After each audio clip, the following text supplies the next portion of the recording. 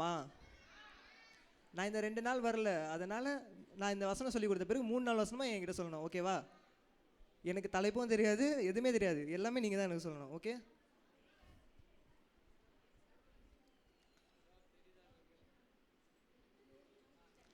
நம்பிக்கையிலே சந்தோஷமாய் இருங்கள்.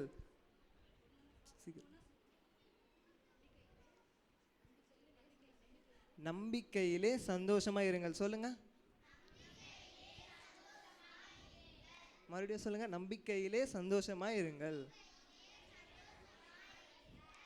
அடுத்தது, உபத்திரவத்திலே பொறுமையா இருங்கள். மறுபடியும் சொல்லுங்க, உபத்திரவத்திலே பொறுமையா இருங்கள். அது ரெண்டுத்தையும் சேர்த்து சொல்லுவோமா? நம்பிக்கையிலே சந்தோஷமா இருங்கள், உபத்திரவத்திலே பொறுமையா இருங்கள்.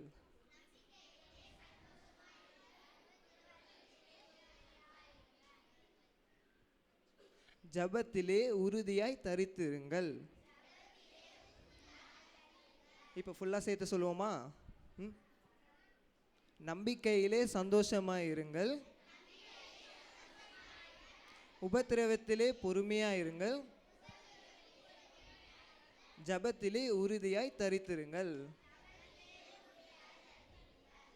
ரோமர் 12:12.